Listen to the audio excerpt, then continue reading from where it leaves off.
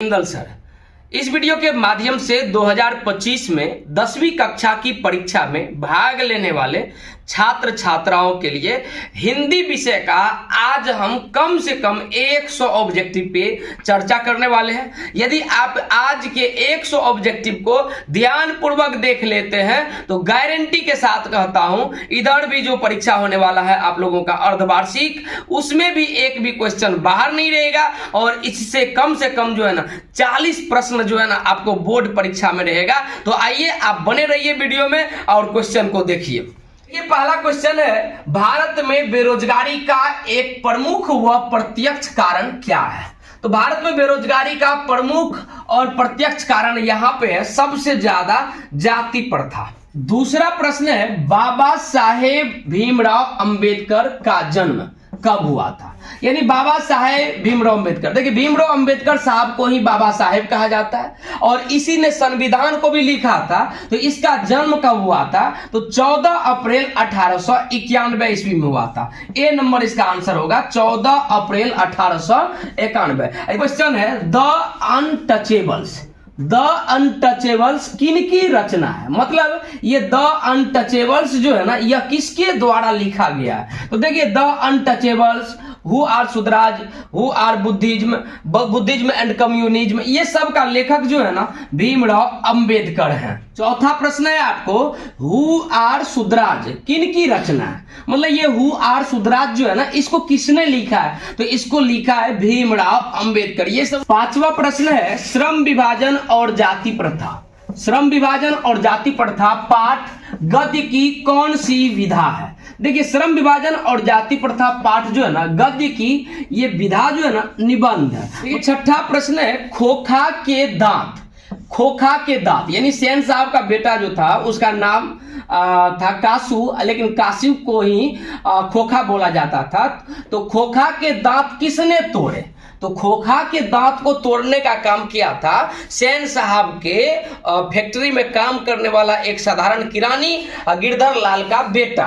तो गिरधर लाल का बेटा, गिरधर लाल के बेटा का नाम था मदन। तो यानी खोखा के दांत किसने तोड़े? तो मदन ने तोड़े। यहाँ पे गिरधर लाल टिक नहीं कर दीजिएगा, गिरधर लाल का बेटा जो है ना वो खोखा का दांत तोड़ा था। और प्रश्न सातवां, सेन साहब की कितनी संतान थी? मतलब सेन साहब की कितनी संतान थी? देखो सेन साहब को लड़का था 1 और लड़की थी 5। तो 1 लड़का 5 लड़की, और दोनों को जोड़ दीजिएगा तो 6 बच्चे हो गए सेन साहब को। तो यानी सेन साहब को कुल मिलाकर के 6 संतान था।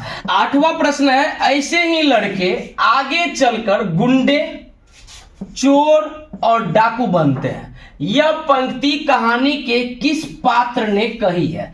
देखिए सेन साहब वाली जो ये पाठ है, 20 की दांत जो पाठ है, इसमें पात्र था कौन कौन सब? एक सेन साहब की पत्नी, गिरधर लाल का बेटा मदन, एगो कासू और 5 लड़कियां, यही सब ना।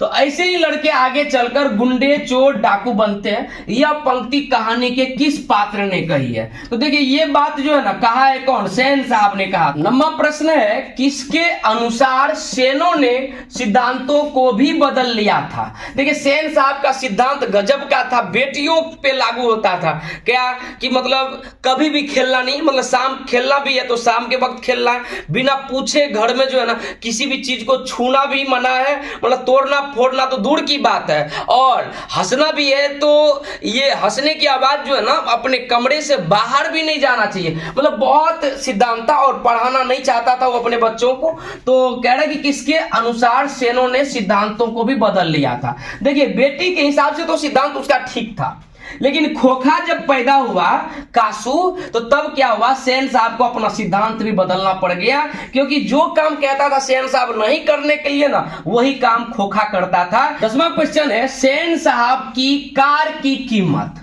मतलब सेन साहब की कार जो है ना, कार का नाम क्या था याद रखिएगा, एस्ट्रीमल इंड, ये भी कभी कभी पूछ सकता है कि सेन साहब के कार का नाम क्या था, तो आप कहिएगा स्ट्रीमल इंड। तो सेन साहब की कार की कीमत कितनी है, तो देखिए 7,500, 9,500, 8,500, 7.5 लाख।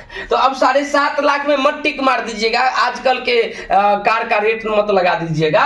उस टाइम में जो है ना 7,500 में कार दिया था, मतलब स्ट्रीमल इंड। अब इसके बारे में यदि हम बता दें कुछ, तो स्ट्रीमल इंड जो है ना बिल्कुल नई मॉडल का कार था, ये पूरा नई मॉडल का, और ये काला रंग का था। याद रखिएगा, पूछ देगा आपको कि सेन साहब जो कार खरीदा था उस कार की रंग किस तरह की थी, तो आप कहिएगा काला रंग। और सेन साहब जो कार खरीदा था ना उसका नाम क्या था, तो आप कहिएगा क्या, स्ट्रीमल इंड। और ये जो है ना कौन सा मॉडल था, तो आप कहिएगा बिल्कुल नई मॉडल की।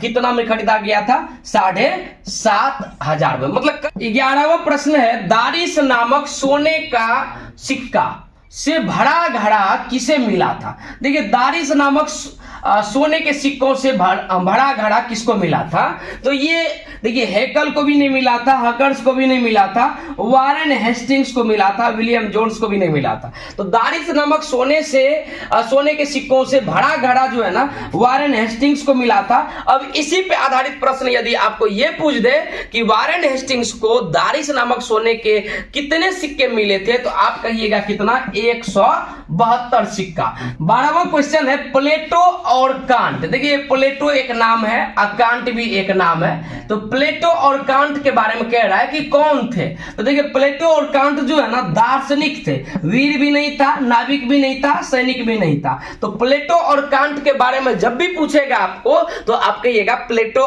भी दार्शनिक थे और कांट भी दार्शनिक थे। अगला प्रश्न है, भारत से हम क्या सीखें। यह जो आपका पाठ है हिंदी का तीसरा लेसन जो है, भारत से हम क्या सीखें, क्या है भारत से हम क्या सीखे, क्या है, तो यह एक भाषण है। देखिए 14 नंबर क्वेश्चन है, मैक्स मुलर का जन्म कब हुआ था। तो मैक्स मुलर का जन्म हुआ था 1823 ईस्वी में। कहां पर हुआ था, तो जर्मनी में। तो देखिए मैक्स मुलर का जन्म 1823 ईस्वी में जर्मनी में हुआ था।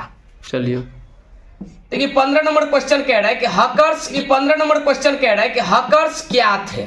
तो हकर्स देखिए कह रहा है यहाँ पे ऑप्शन में ज्योतिषाचार्य, ये भी नहीं था, खगोल वैज्ञानिक, ये भी नहीं था, भूगर्भ शास्त्री, ये भी नहीं था। हकर्स थे क्या, तो वनस्पति वैज्ञानिक। याद रखिएगा बहुत बार ये क्वेश्चन पूछता है कि हकर्स क्या थे, तो हकर्स थे क्या, वनस्पति वैज्ञानिक। 16वां प्रश्न है, सर विलियम जोन्स। ये सर विलियम जोन्स समुद्री यात्रा करते हुए, मतलब सर विलियम जोन्स जो है ना ये समुद्री यात्रा करते हुए भारत कब पहुंचा था। सर विलियम जोन्स समुद्री यात्रा करते हुए भारत कब पहुंचा था, तो 1783 में। ये भी नहीं। 17वां क्वेश्चन है, ललित निबंध है, मतलब इस जो 4 ऑप्शन देख रहे हैं ना इसमें से ललित निबंध कौन है, तो देखिए ललित निबंध इसमें से है आपको क्या, नाखून क्यों बढ़ते हैं। 18वां, हजारी प्रसाद द्विवेदी का जन्म किस वर्ष हुआ था। मतलब ये नाखून क्यों बढ़ते हैं पाठ का लेखक जो है हजारी प्रसाद द्विवेदी जी, उसका जन्म कब हुआ था, तो 1907 ईस्वी में। 20वां प्रश्न है, सिकथक। सिकथक का अर्थ क्या होता है। सिकथक का अर्थ होता है मोम। सिकथक का अर्थ होता है मोम। तो मोम देखिए सी में है, ये भी नहीं होगा, ये भी नहीं होगा, ये भी नहीं होगा। तो सिकथक। यहीं पे यदि अल्क तक रहता, अल्क तक, तो अल्क तक का होता आलता, तब डी हो जाता। लेकिन 20वां प्रश्न है, लेखक हजारी प्रसाद द्विवेदी ने दयनीय जीव किसे कहा है।